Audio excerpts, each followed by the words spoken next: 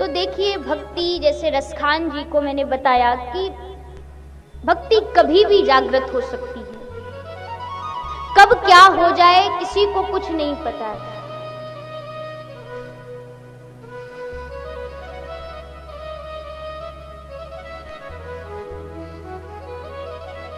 इस सप्त दिवसीय आयोजन में हम तो विराजमान हैं ही, पर किसी ना किसी रूप में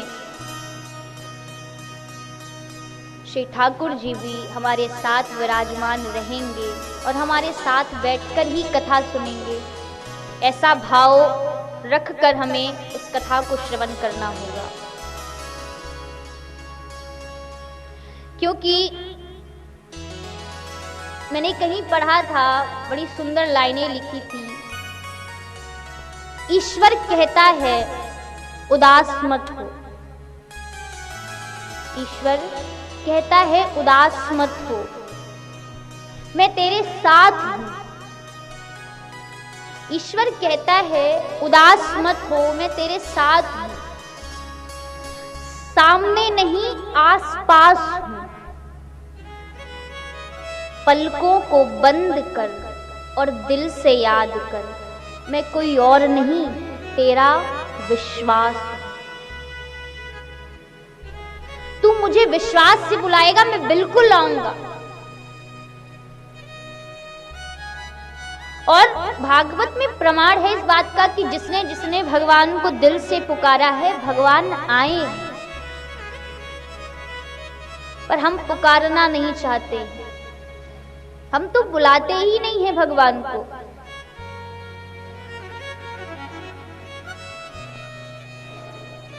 तो हमारे साथ प्रभु भी कथा सुन रहे हैं, हमारे मध्य विराजमान रहेंगे इन 7 दिन, ऐसा भाव हमको रखना होगा, तभी कथा सुनने में आनंद आएगा।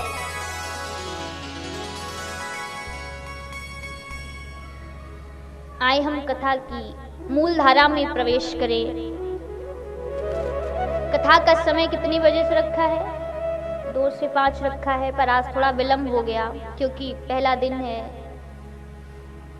तो उसके लिए क्षमा। कल से अपने निर्धारित समय पे कथा प्रारंभ हो जाएगी। हम सभी कथा की मूल धारा में प्रवेश करें। कथा के प्रथम दिवस में कथा का महत्व बताया जाता है, महिमा, यानी कि जिसको आप 7 दिन सुनोगे, समझोगे और अपने जीवन में धारण करने की कोशिश करोगे, आखिर उसको सुनने से होगा क्या?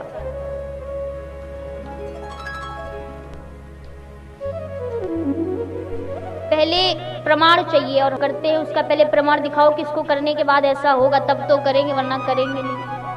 प्रमाण आजकल सब मांगते हैं, तो ये भागवत भी प्रमाण दे रही है, भैया देखो इस कथा को 7 दिन सुनोगे तो क्या होगा।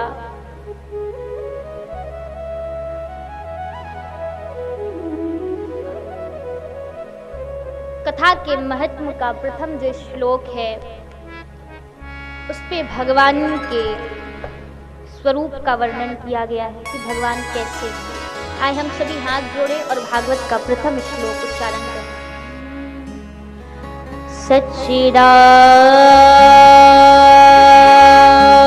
सच्चिदानंद रूपा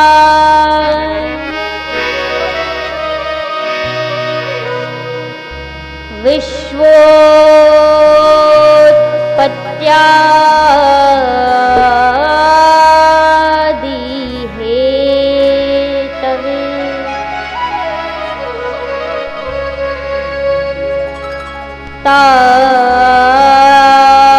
तापत्रे विनाशाय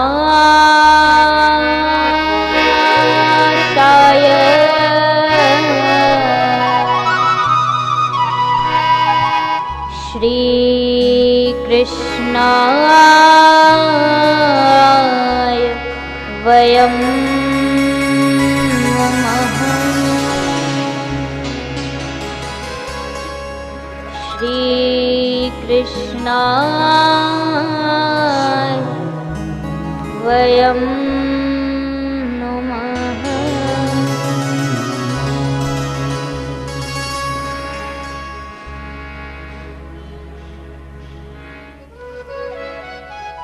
शास्त्रों में, ग्रंथों में भगवान के 3 स्वरूप बताए गए हैं। कितने? 3। अच्छा, एक बात बताइए, आपने पहले कभी कथाएं सुनी हैं? किसने किसने सुनी है?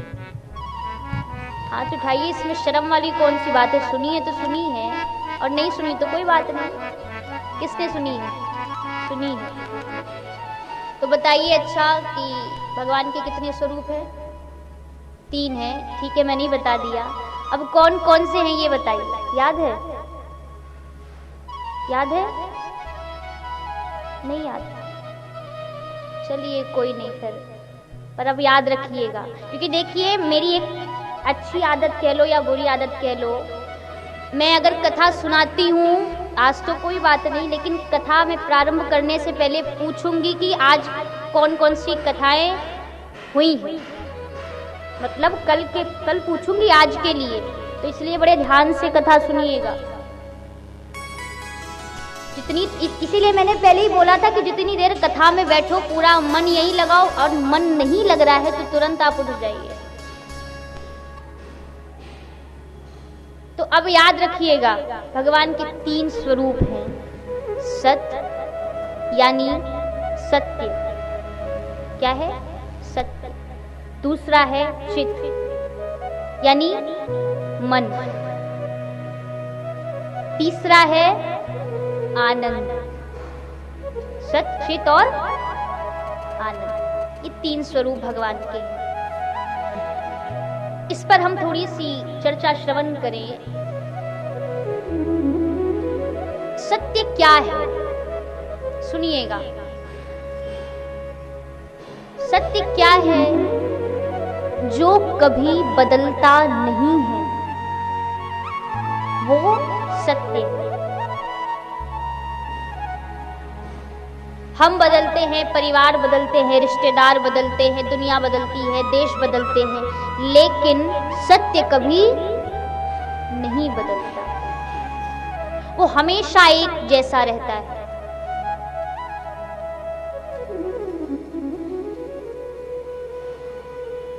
और सत्य है कौन? सत्य क्या है जो कभी नहीं बदलता, एक जैसा रहता है? अब सत्य है कौन? तो बताया, सत्य है भगवान कृष्ण। कृष्ण कहें, राम कहें, जो जिस भगवान में आस्था रखता है वो भगवान सत्य है। राम जी के लिए भी आया है कि राम ही सच्चिदानंद दिनेशा, सत्यम शिवम सुंदरम, भगवान शंकर के लिए है। तो जो जिस भगवान में आस्था रखता है वो भगवान सत्य है। लेकिन सत्य केवल भगवान ही है और कोई सत्य नहीं है। हम जब नहीं थे भगवान तब भी थे, हम आज हैं भगवान तब भी हैं, और हम आगे नहीं रहेंगे ये तब भी रहेंगे। इसलिए ये सत्य है। और भगवान कृष्ण का तो झूठ भी सत्य है। ये अगर झूठ भी बोल रहे हैं तो समझो सबसे बड़ा सत्य यही बोल रहे हैं। भैया पूछती है, लाला तेने माटी खाई? सब ग्वाल बाल कह रहे हैं कि तेने माटी खाई है। कृष्ण क्या कहते हैं, मैया ना हम भक्षितवानम सर्वे मिथ्या विशंसनम। अरे मैया क्या बात करती हो, तुमको लगता है कि हम माटी खा सकते हैं? अब बताइए, शास्त्र कह रहे हैं कि भगवान सत्य है और भगवान स्वयं झूठ बोल रहे हैं, तो इनका झूठ भी सत्य है। हम वो भजन गाते हैं ना, वो कौन सा है, मैया मोरी मैं नहीं माखन खायो। भगवान बड़े चालाक हैं। क्या कह रहे हैं, मैया मोरी मैं नहीं माखन खाया, मैंने माखन नहीं खाया। इसका दूसरा भाव भगवान क्या कह रहे हैं, मैया मोरी मैंने ही माखन खाई। एक तो मैया मोरी मैं नहीं माखन खायो, दूसरा भाव मैया मोरी मैंने ही माखन खायो। तो भगवान अगर झूठ भी बोलते हैं तो इनका वो झूठ भी सत्य है।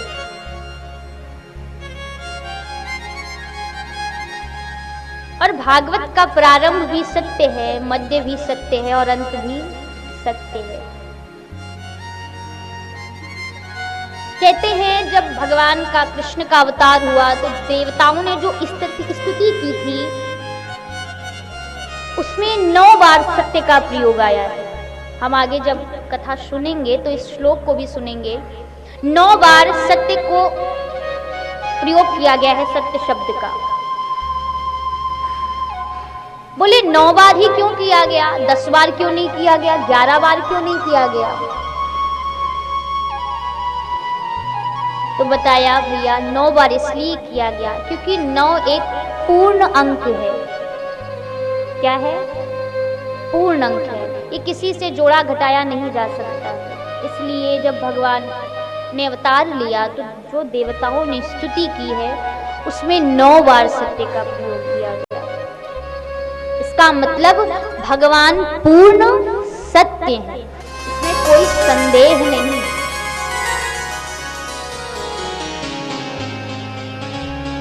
और इस संसार में 2 चीज सत्य है,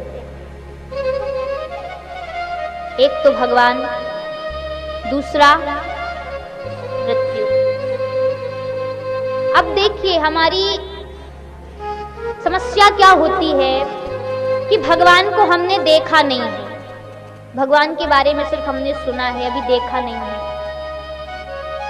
तो भगवान पर थोड़ा विश्वास कम हो जाता है। जैसे कभी कभी मान लो हमारे ऊपर दुख ज्यादा आ गया या कष्ट ज्यादा आ गए तो फिर अरे भगवान भगवान सब बेकार है, कुछ नहीं होते, फिर भगवान अलमारी में पैक कर दिए जाते हैं।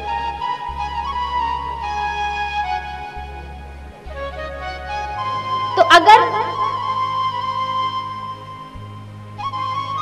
जरा सा कष्ट आता है तो विश्वास डगमगाने लगता है, फिर पता नहीं भगवान सत्य हैं भी कि नहीं है, अगर होते तो ऐसा होता ही नहीं। ऐसे ऐसे विचार मन में हमारे आने लगते हैं। तो भगवान को हमने देखा नहीं है इसलिए हमारे साथ ऐसा होता है। अब हमने मृत्यु को देखा है अपनी नजरों से कि हाँ ये सबको आती है, इसलिए इस पर विश्वास कर लेते हैं। लेकिन भगवान भी सत्य है। आप विचार करिए, यदि भगवान नहीं होते तो क्या हम होते? हम कैसे होते अगर भगवान ही नहीं होते तो?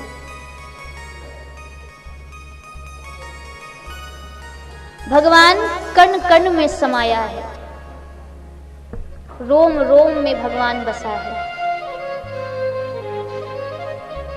बसा हुआ भगवान